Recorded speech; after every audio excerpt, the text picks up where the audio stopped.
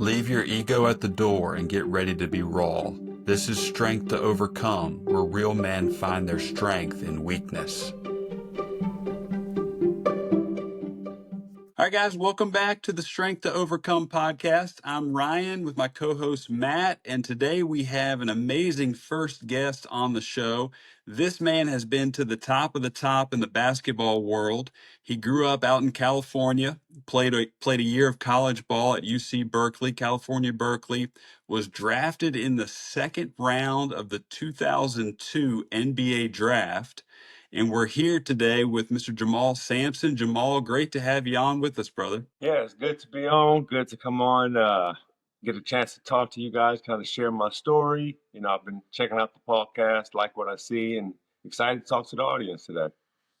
Yeah, absolutely. I know life looks a little different for you now, so we're going to dive into that in a bit. But, I got to let the NBA fanboy in me come out a little bit because that was kind of my era of basketball back in the day when I saw you were drafted in 2002, I saw you play for the LA Lakers in 03-04. I know who was on that team back in 03-04. So you were playing with Shaq, you were playing with Kobe, had a couple other Hall of Famers on there in that year. So tell us about that year, especially that I guess that would have been your second year in the league, right? Yeah, that was my second year in the league. At that time, 20 years old, playing with four Hall of Famers.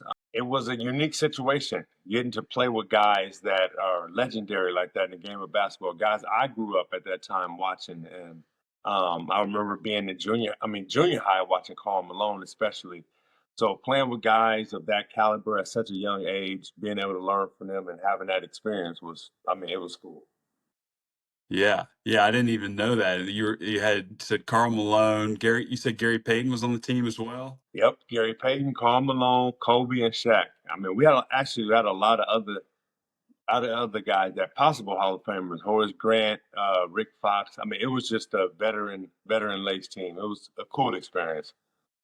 I bet. I bet. And so, it's awesome to have a guy like you on the show because obviously you were at the top of the game there at that point, especially you played your second year in the league with two of the best players to ever play the game. But I kind of want to know how you're sitting here right now with Matt, and I want to know how you guys know each other. So Matt, how did you ever get to meet this guy? And we're going to kind of let it out of the bag here, but you guys' story is connected a little bit in that Jamal was one of the main players in your story you told on episode 2, right? It was, and I shared last week a little bit about revealing who some of the key players in getting me through that time were, and obviously, I call this man Stretch. I always have, and for those of you that don't know, it's because he's obviously super tall, but not everyone's watching the video and knows the story. But I was just talking to him the other day, and I was trying to remember actually how we actually got connected. And Stretch, you might have to actually lean in on this because I've got the feeling I met your wife at a conference, and correct me if I'm wrong, but I remember having conversations with her, and at some point along the line, we got talking about some certain topics, and I believe she said something along the lines of, "Oh, you need to meet my husband." And it was because of the topics, not because of who you were, but because of what we were talking about. And so somehow or another, I believe I just bought this ticket and came out.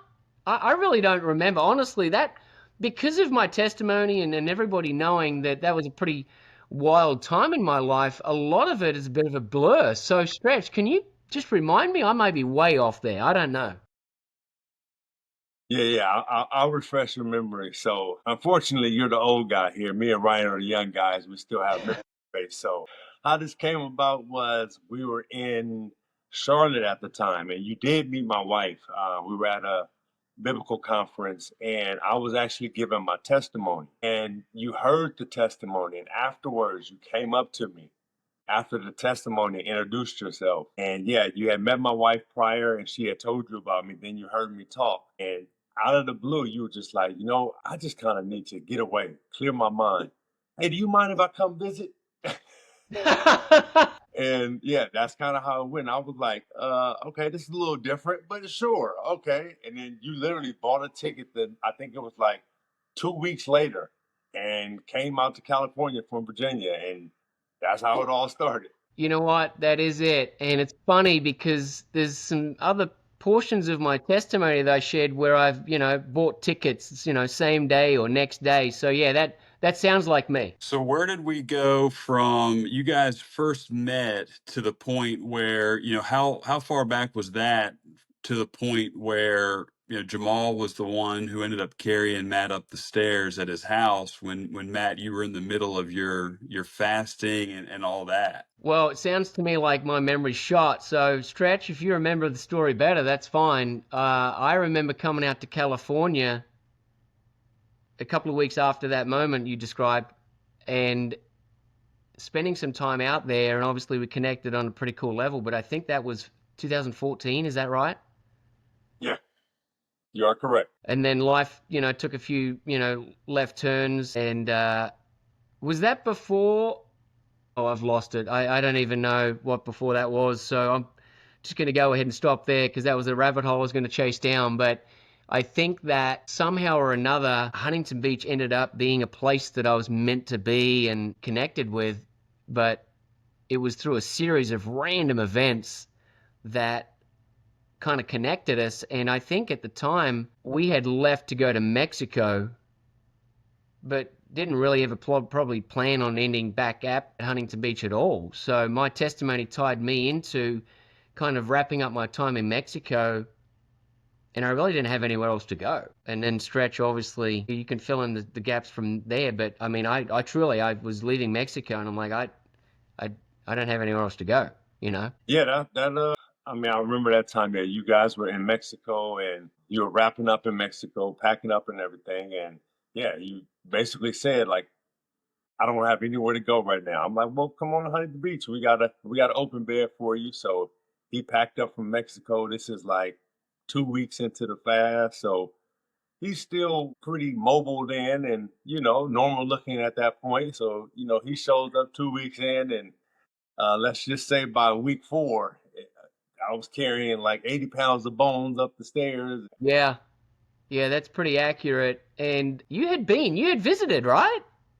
Yeah, we came out to Mexico to visit you. We spent like 3-4 days out there with you guys. I remember that. So we had built the friendship over some visits back and forth, but there was a not an expectant, I'm going to live there in Huntington Beach with you type situation. It just sort of came out of nowhere. Yeah, yeah. I mean, you came back to California too before you went to Mexico. I think you came out maybe twice. You spent another time out there and you came out there for a few days. So we had a few visits before you actually, came to Huntington Beach to stay. Yeah, that's true. So there was a friendship building there the whole time. So this was post basketball career, right, Jamal? You retired in what year did you leave the game overall? So I retired in 2013 was my last time playing. I played, yeah, from 2002 to 2013.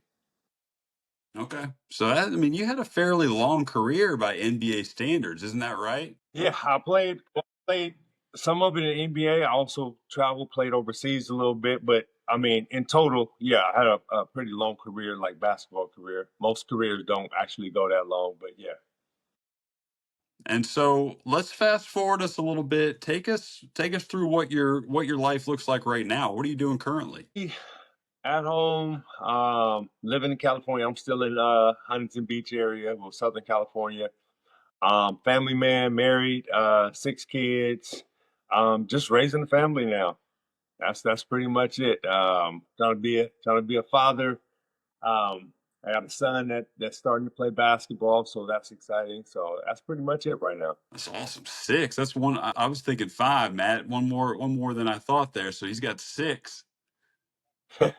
Well, you got to understand, Ryan, that at one point there he was knocking one out every year. The fact that I think I said five, maybe there was a year in there I lost touch with him and he had one in there. Yeah. Because I believe, what are the ages of them? So we got my son's the oldest, 13. My daughter's 9. The next one is 7, followed by 6. Then we have 3, and then we have 2. So Full they house, were man. Yeah, that's a lot. I've got two somewhere around here that my and my sister's looking after. I just locked myself in the bedroom here, and that's just two. So we'll see how that goes. But I know, Ryan, you've got one on the way, and I know some of your testimony you've been sharing about, trying to find your identity in this.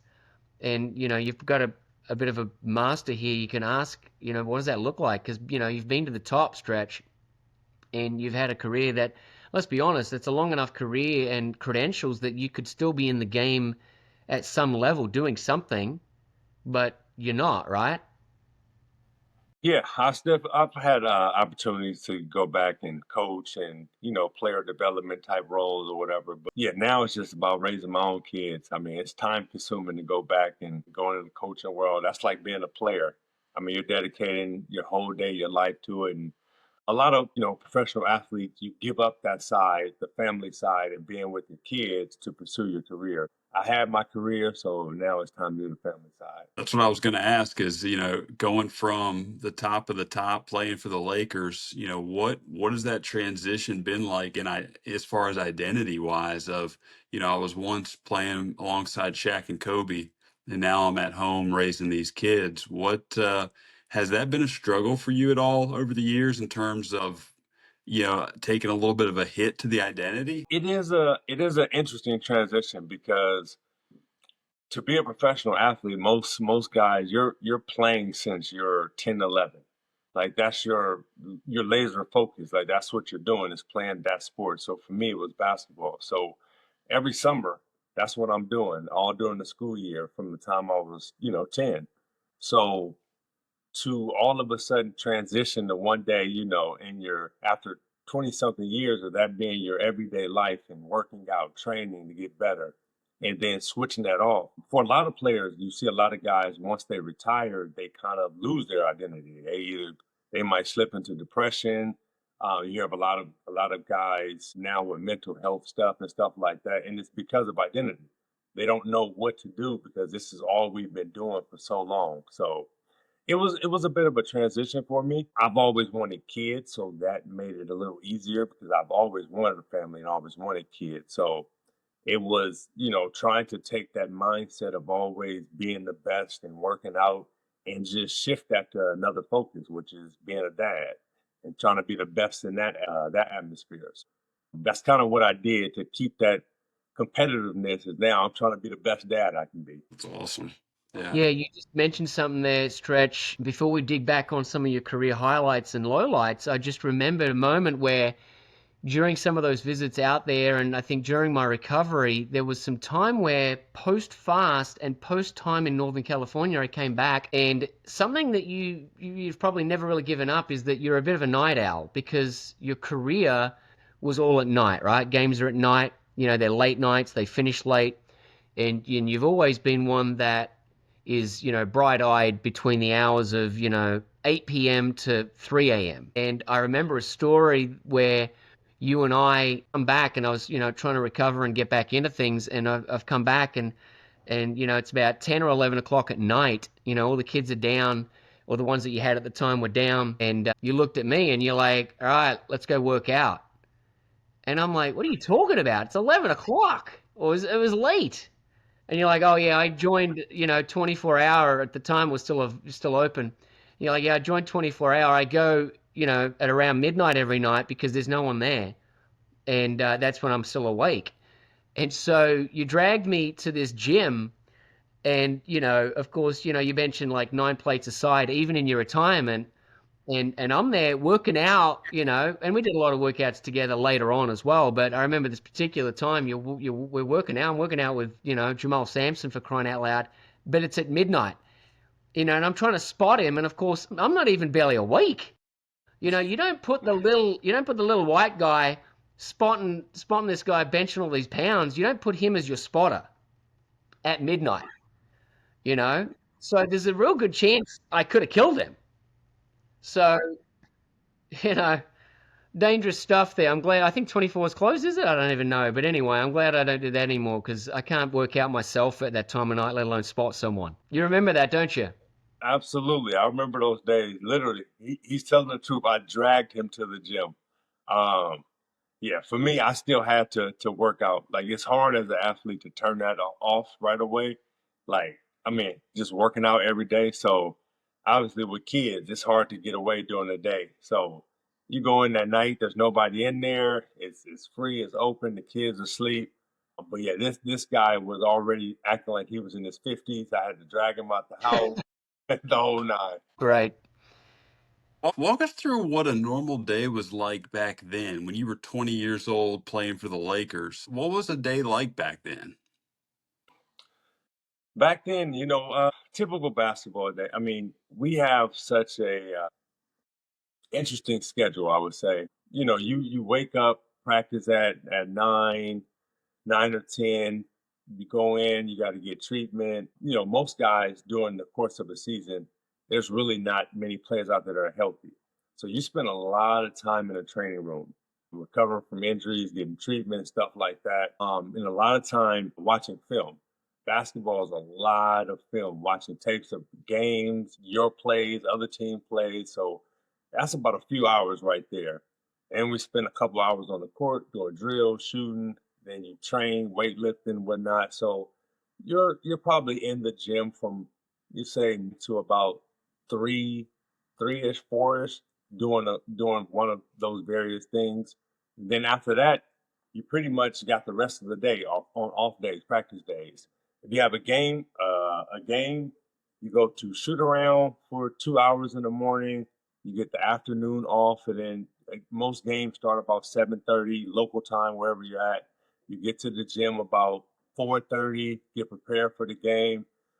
So you have a lot of downtime too, playing sports, and um, I would say hard sometimes because our schedule is so different from everybody else in the world. So like post retirement, you're used to that schedule for so many years. And then you retire and like that's the routine you've been in. So now you're switching your whole routine, everything's changing. And so I think that's what post retirement it affects a lot of players because we don't have the typical 9 to 5 where we're clocking into work, clocking out, and then you're asking us to now change our whole lives that we've been living and how we've been living.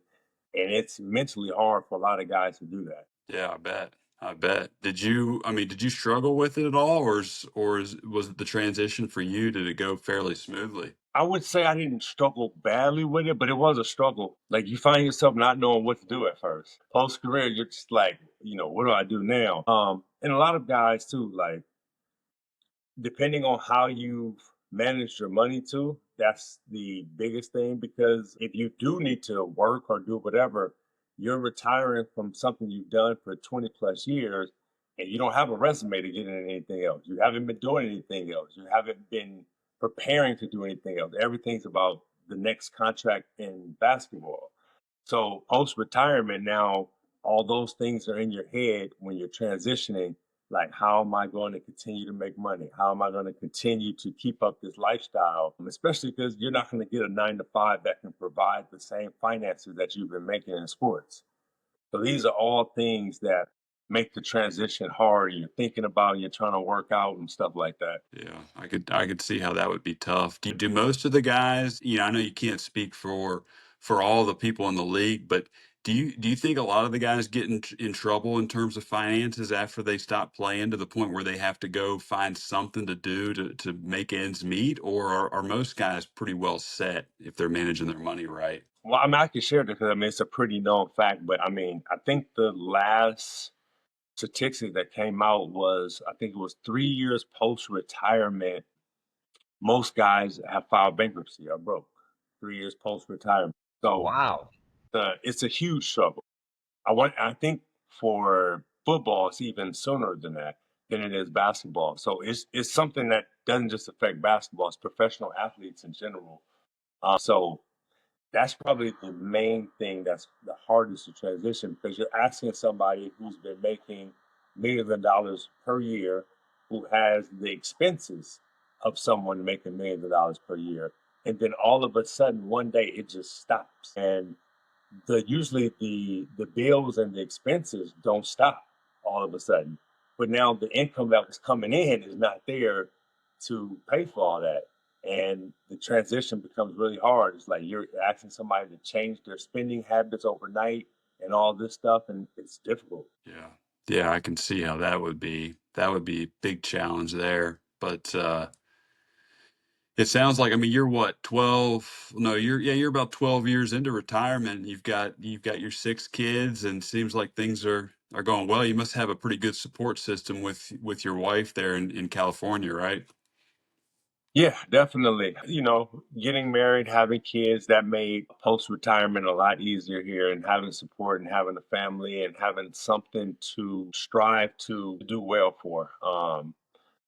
That definitely motivated me to, you know, find my niche, find what I wanted to do, my post career life and all that. So, and especially like if you don't have that, a lot of guys get said you don't know what to do. You get in these kind of like just deep dark spots of like, where do I go from now? What's my identity? What's my life? I've been known as a basketball player, and you know you get treated as such. Obviously, when you're in the NBA, all doors are open. You know, everybody's opening every door. Everybody wants to meet you. Everybody wants to invite you over. Hey, meet this person, such and such. And all of a sudden, when you retire, that stops. So you're no longer that NBA player. Now you're just Jamal Sampson or such and such. And so you have the transition from being that basketball player to now I'm just, you know, I'm a father. I'm just the husband. I'm not that celebrity. I'm not that athlete anymore. Do you find that obviously you had a long career and you said that was longer than most? Do you find that if a guy has an injury or he's cut from the team and doesn't get another contract, like if it's sudden in the change, do you find or have you seen that it's more severe for what these guys go through because it was sudden? I mean, it sounds like to me you kind of got to go out on your own terms a little bit. For those of them that got injured or lost a contract, what does that look like for those guys? It's hard. Even for me, even though I had a pretty good career, you still, it's a lot of what if. So, like for me, for instance, injuries and stuff, you still have the what if. I suffered a lot of major injuries. And, you know, what people don't realize is that you don't come back from those injuries the same. Like you battle back to a point where you can play and stuff, but it takes away, you lose some athleticism. And you always have that, what if I didn't get this injury? I would have been such and such.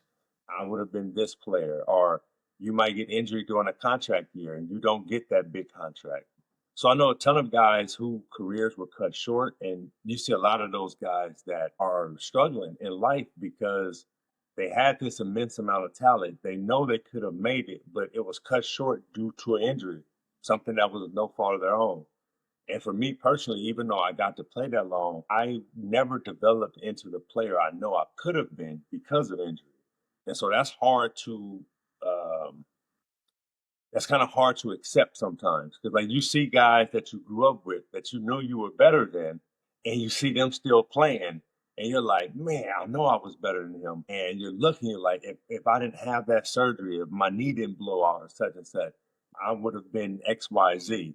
And so for a lot of athletes, because we're competitive, we've been taught to be competitive since youth. So it's hard to turn that off and just imagine what you would have been if you didn't have those injuries. Yeah, you just mentioned something that triggered a memory for me of things that, I think we've talked about this, but it was probably 10 years ago when we met. But you just listed some guys that you said you were, felt like you were better than. Walk me through the point where, because you got drafted as a kid, right? It's not like you did 4 years and then went off. So who were you playing with? What was your team like? And who are you referring to in that statement of, hey, I played with these guys? Well, I mean, obviously, there's a lot of guys I play with. Just my team, like travel summer team that I grew up with. Four of us, we all made the NBA. One guy, Josh Childress, Tyson Chandler, another guy, Cedric Bozeman. We all played together as a youth. All four of us ended up making it to the NBA. But yeah, for me, I got drafted at, I think I was still 18 at the time. I went to college for a year. But backstory, I actually declared for the draft out of high school. So I didn't intend to go to Berkeley for a year, but it was an injury that forced me to go to Berkeley for a year. And so that's one of those things that kind of what I'm talking about with injuries and how it plays with you. So my teammate that I grew up, Tyson Chandler, who played on Team USA, won a title with Dirk and Whiskey in Dallas. He declared out of high school, and I was going to declare too. But my senior year of high school, It was the summer going into my senior year. I was playing and I kind of rolled my ankle. And, I thought it was just a typical, I turned my ankle, be a week or two, whatnot. So that whole senior year, we started off the year at number 2 in the country. So we had a chance to win a high school national championship. So I remember they took me to the doctor because this is about 4 or 5 weeks post this ankle sprain. And I'm like, my ankle still doesn't feel right. I'm not moving the same. I'm not playing the same. And I remember the doctor in high school was like, everything's fine. Just got to take some rest. So to kind of speed the story up, that senior year, I played that year, but I would only play in big games. Every time I played, my ankle would swell up. So I didn't practice with the team. I didn't play in games I knew we would win. I would only play in big games. I'm like, I don't know what's wrong with my ankle. But the doctor I've seen like 4 times, they told me my ankle's fine.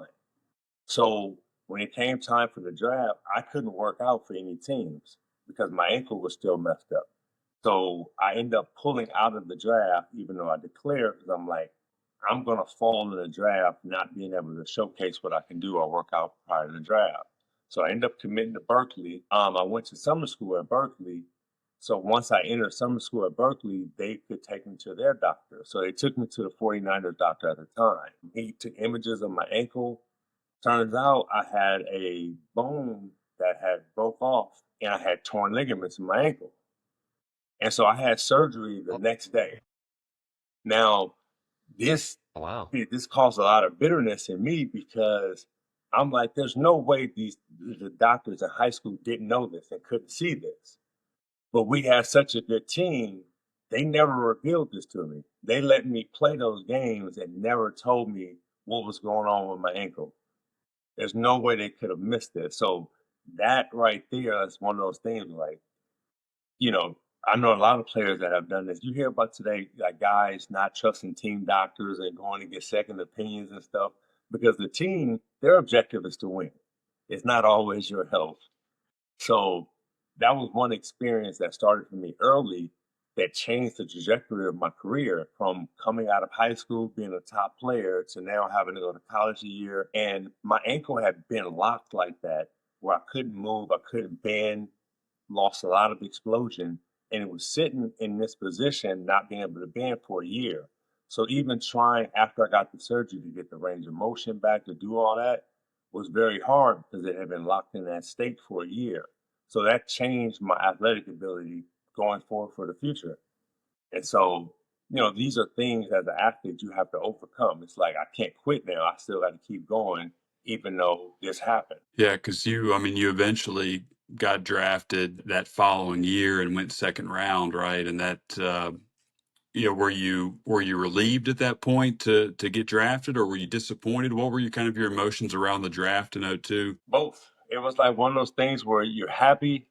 This is a childhood dream. You're in the NBA, so you're happy, but also you have in the back of your head when coming after my junior year, like going into my senior high school, they projected me as a lottery pick out of high school. So, I'm projected as a lottery pick out of high school. Now I'm a second rounder after a year of college. Like I'm happy to still be here, but that thought is still floating in the back of my head. And the way the NBA works is it's a rookie pay scale. So every pick goes down. So a lottery pick is the first 13 picks. So, from the 13th pick is going to make, maybe $8 million over 3 years. You go into the second round, at that time, you're on a veteran minimum. So that's like 450,000. So that's the difference of millions. So even though I'm happy to be in the NBA, I know that that injury just cost me millions of dollars.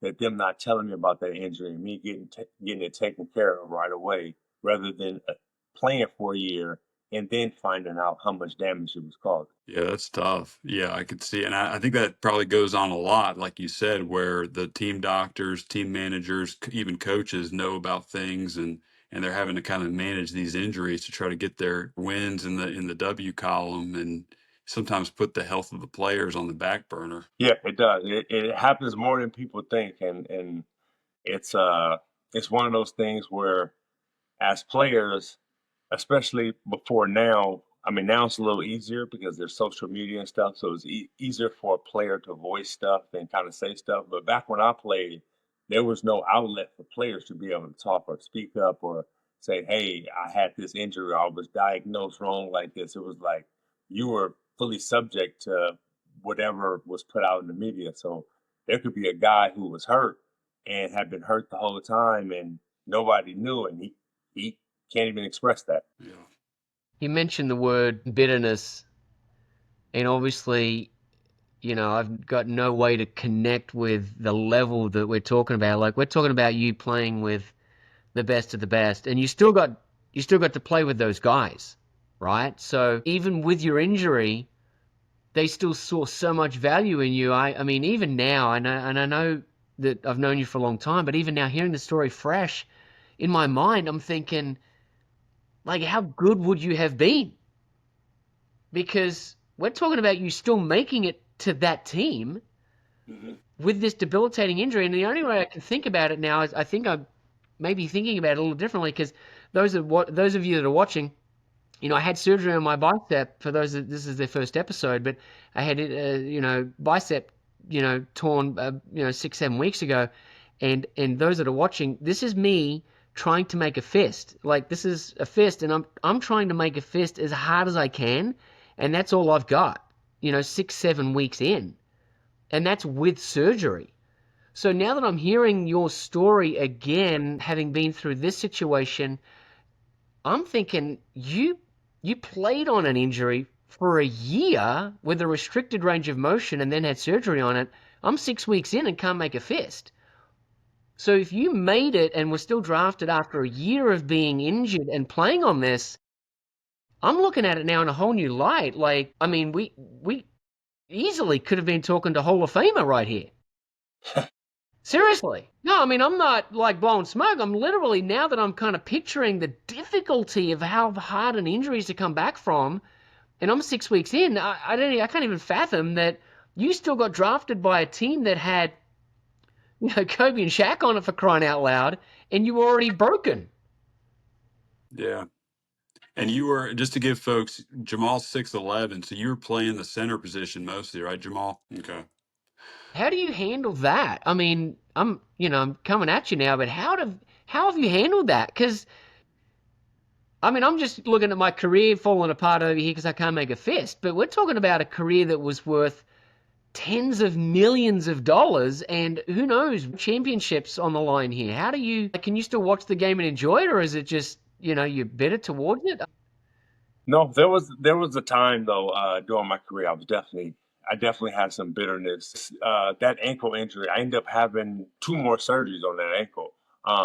It never quite got right. I ended up having, matter of fact, the year that I was with the Lakers, that same injury started plaguing me again. That same ankle, and the whole playoffs that year, I actually Shaq was hurt.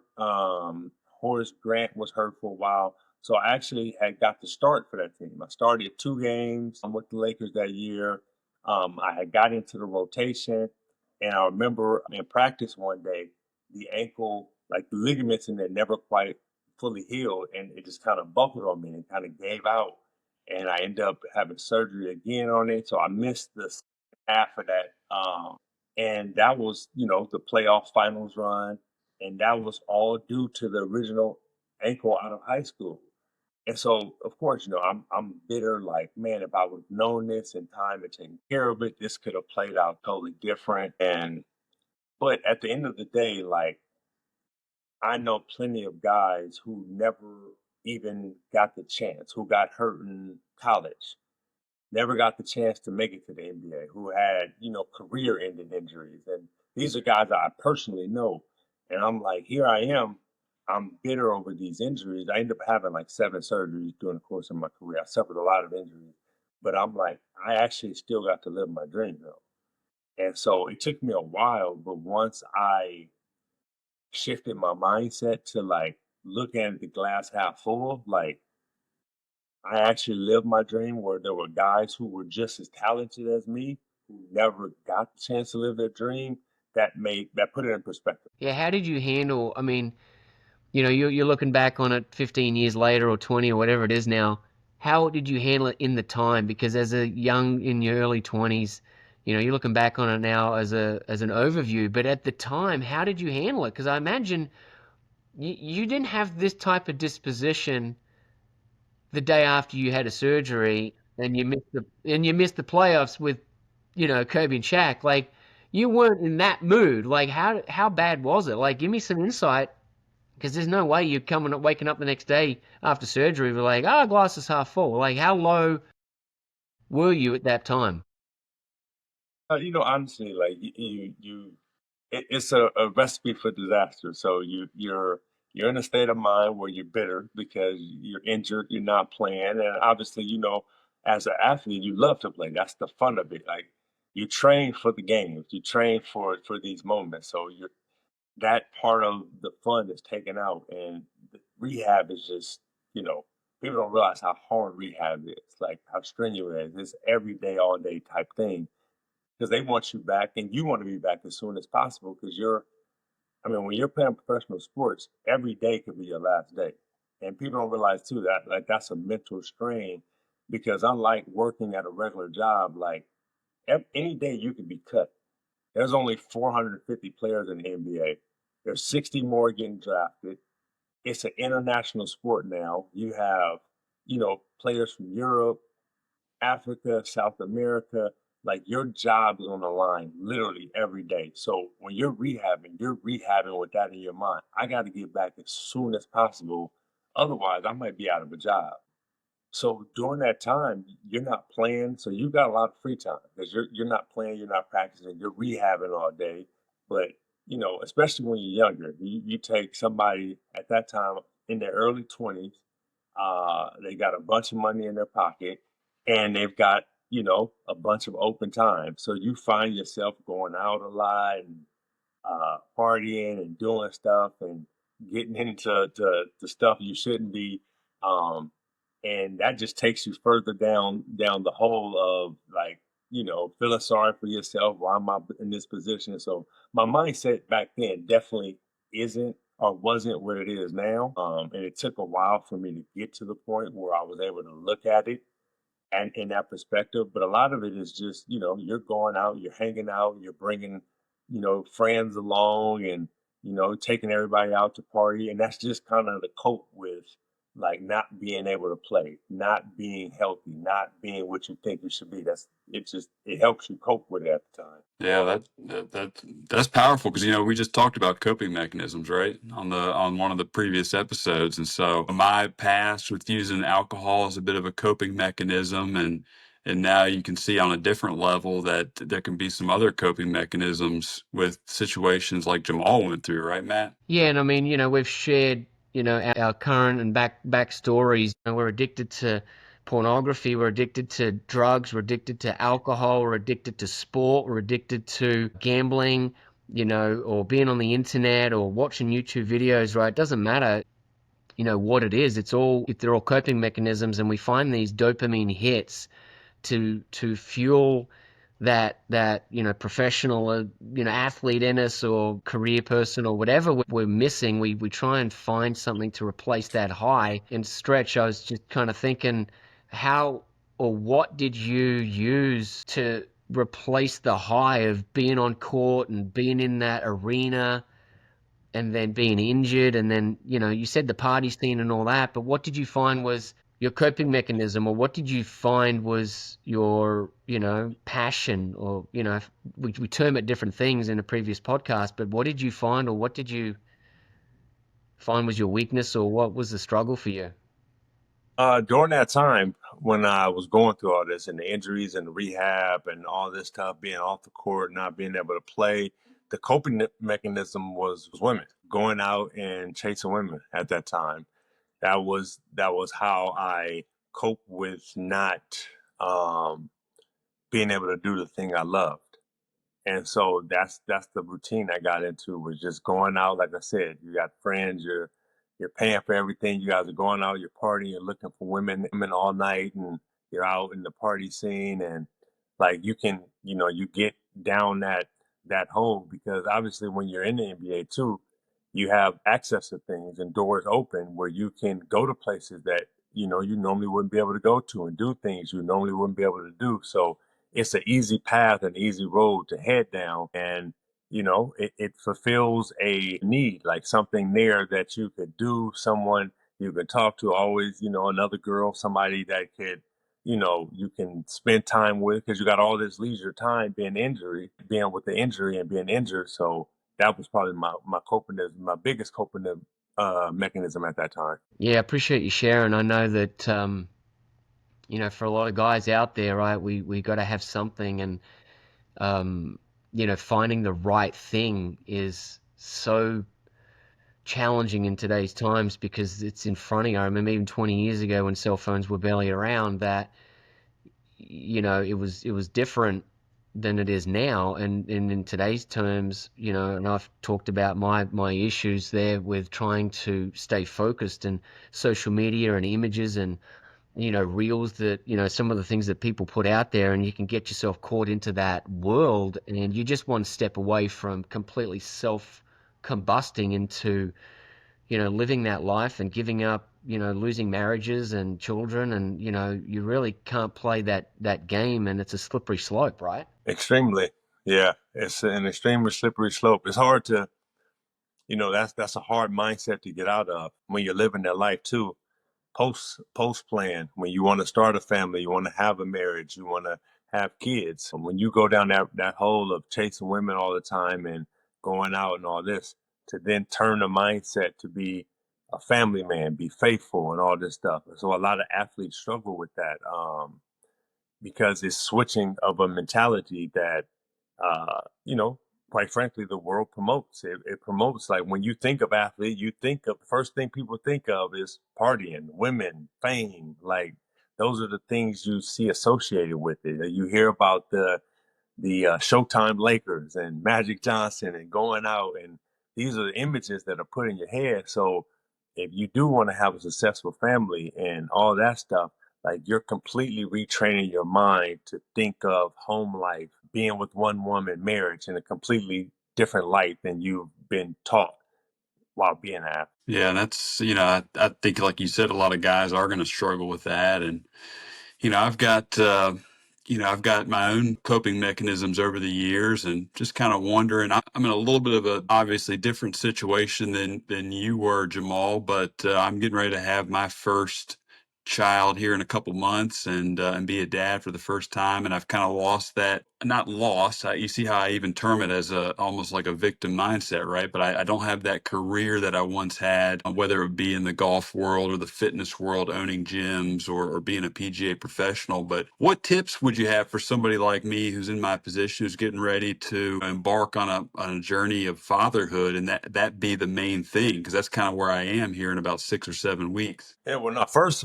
congrats on the first kid. That's exciting, man. First one, that's Thanks, man. super exciting. Yeah.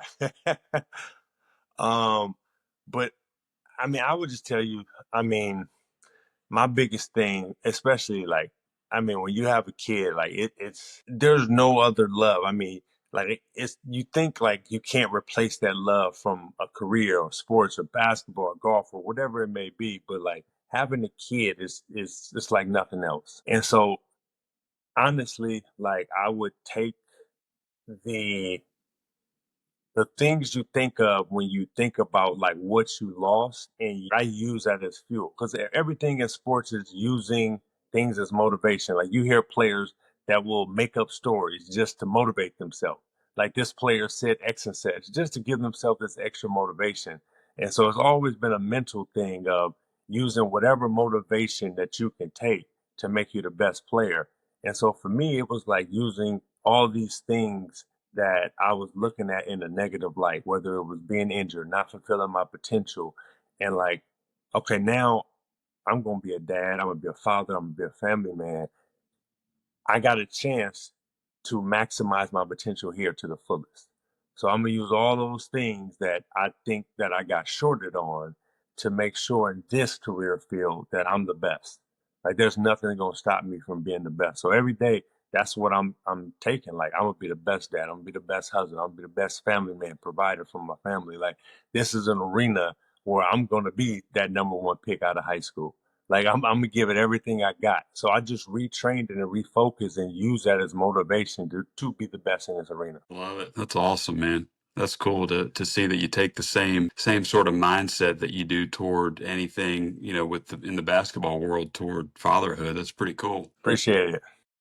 Did you get better at it? Obviously, you've got six now, but did you get better at it? And how did you go with going down that path? Did you find it got easier, or is it just that, again, we're fast forwarding here.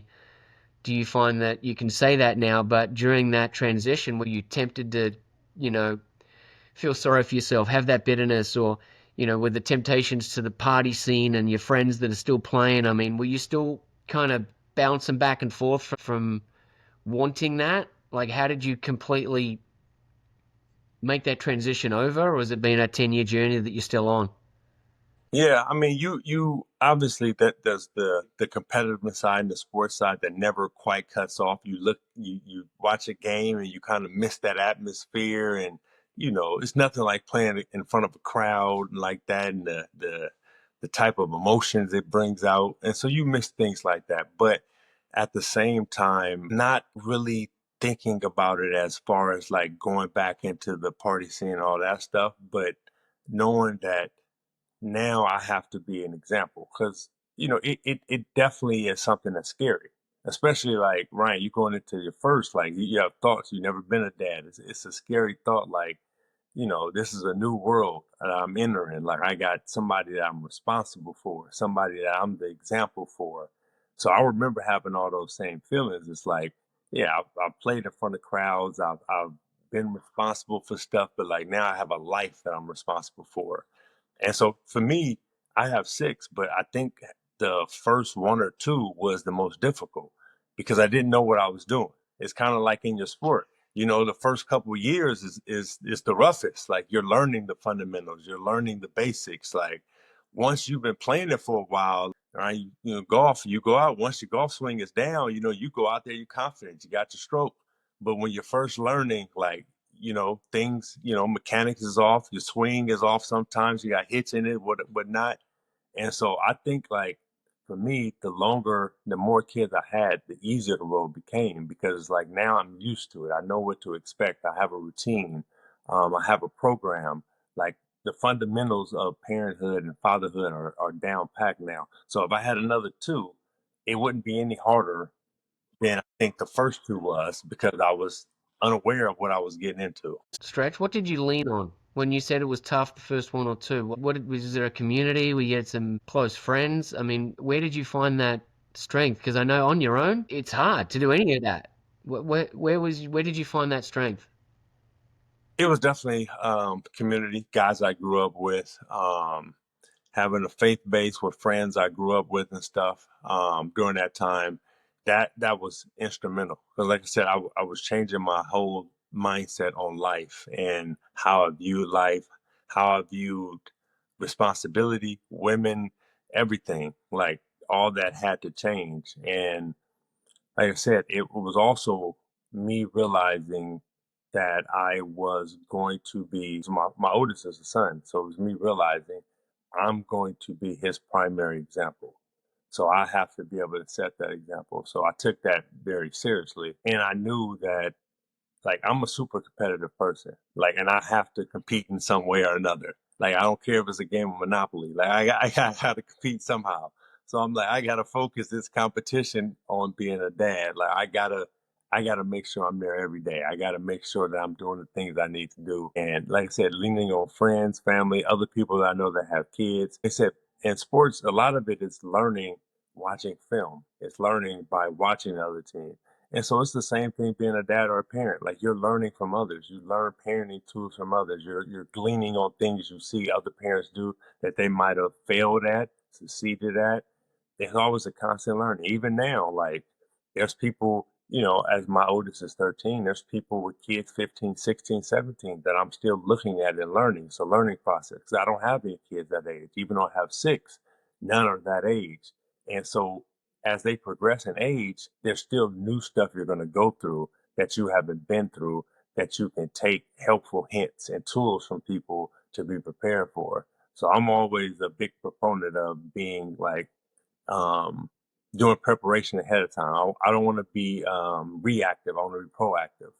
So I'm always doing those things. But like I said, friends, family, learning from people, faith-based community, and all that. So I mean, that's I met you through the faith-based community, and somehow got a lifelong Australian friend out of it. That's awesome.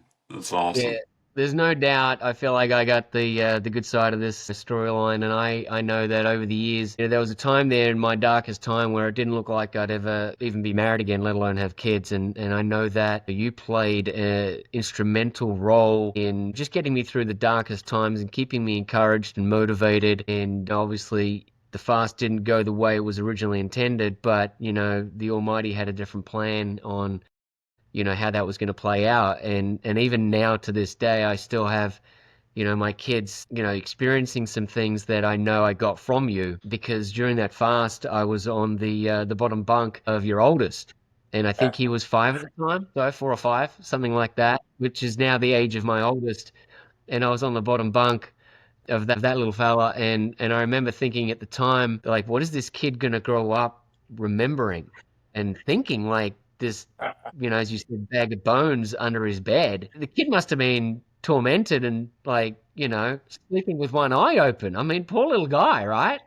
So I know that you've played a significant role in my life, not just physically carrying me upstairs because I was too weak to do so, but just in that that faith-based community of believing in a higher power and leaning on that, so that I could be a dad, which is the greatest experience of all time. And I know Ryan's got a bright future ahead of him, and so I think he's going to be definitely encouraged. Hopefully we can all stay in contact, because I know Ryan's going to need a lot of help moving forward because of his situation. He will be somewhat retired by his wife, and he's obviously, after she goes back to work, he's going to be a stay-at-home dad. What did you find was the hardest part of being that stay-at-home dad?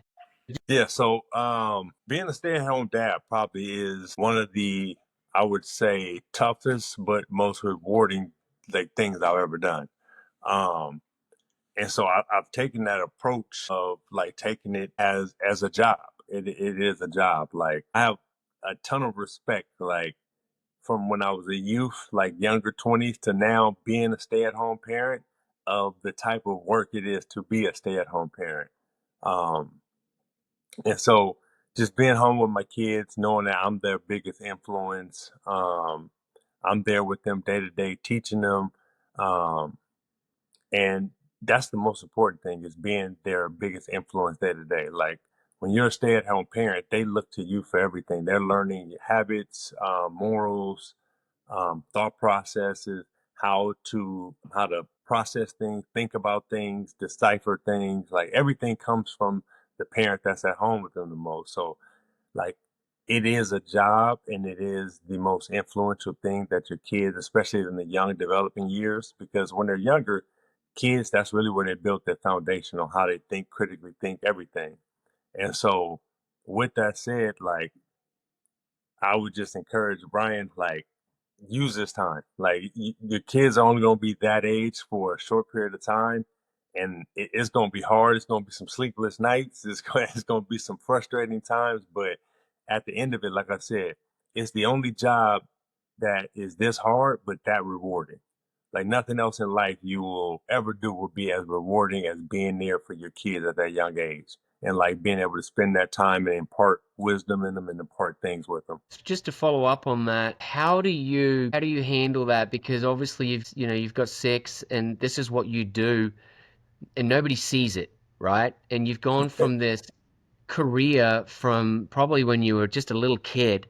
You said 10, but I'm sure you were shooting hoops much before that.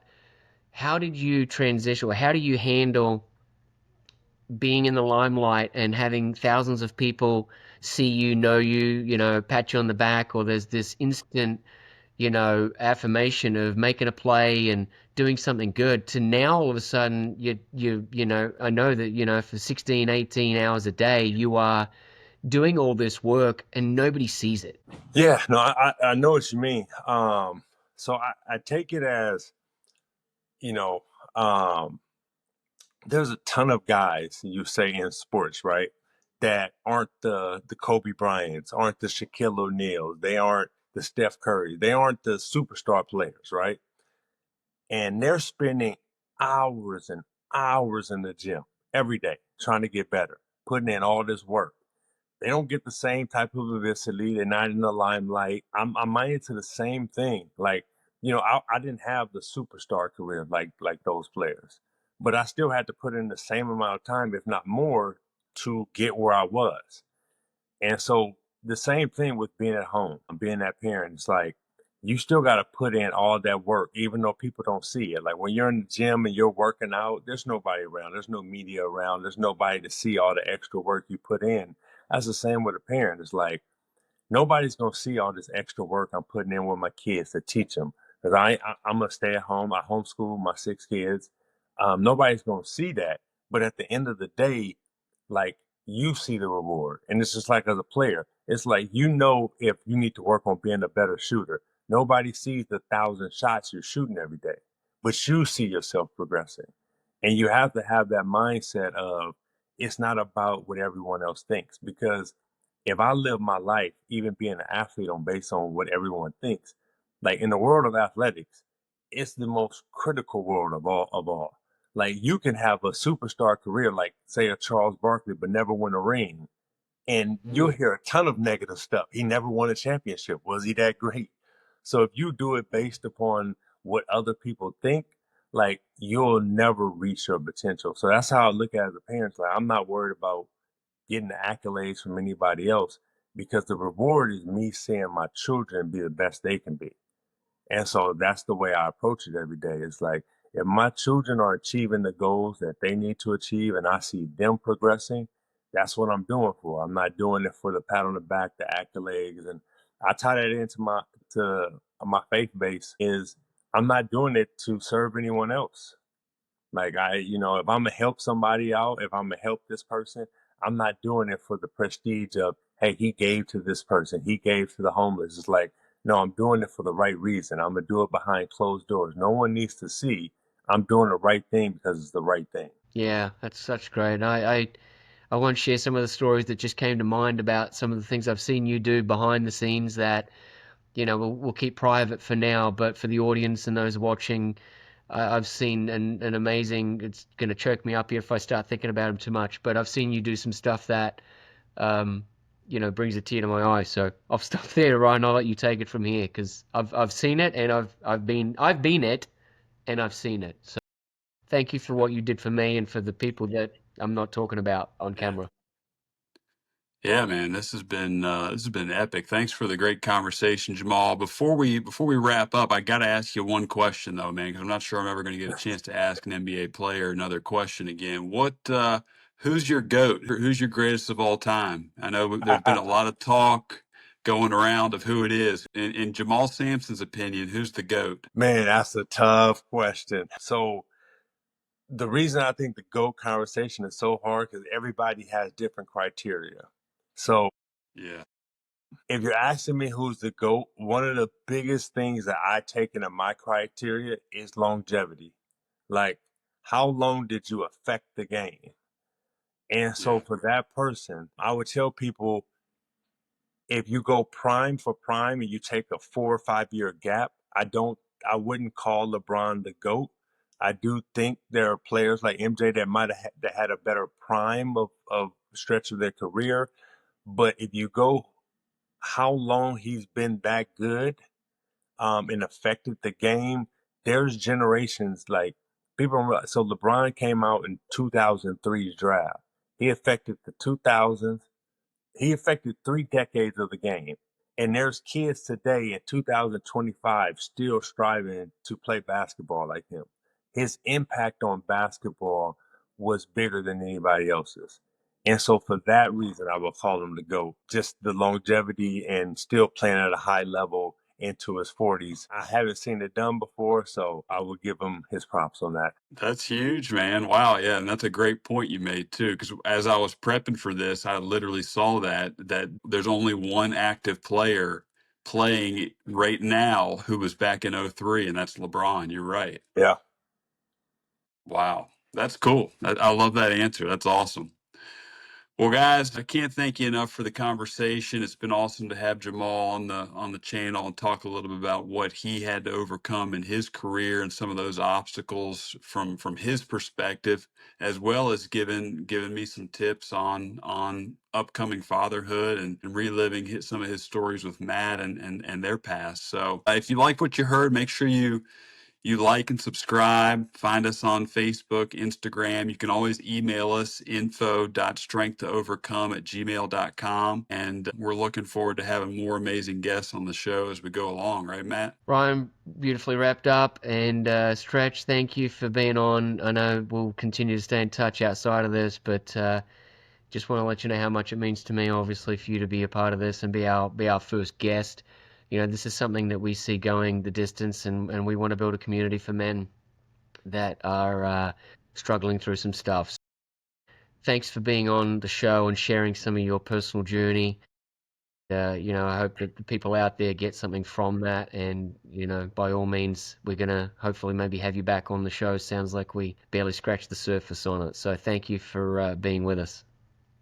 No, I want to thank you guys. Let me be your first guest. Definitely honored, and obviously there's so many men out there that need inspiration and struggle with stuff. So, super happy to see you guys doing this and hope it, can help a lot of people and what you guys are doing this platform, and you have good guests on in the future, and just, yeah, keep it going. Friendships and conversations and talking and sharing what we all go through, we don't realize it, but it helps another person when they hear it, even though we might not think it's important or we might think it's insignificant in our life, but somebody else is going through something and they might need to hear that encouraging word or whatnot. So I would just encourage you guys to keep going. Yeah, this is a beautiful thing you're doing. Thank you. Love it. Appreciate it, brother. Love it. All right, guys. We'll catch you next Friday.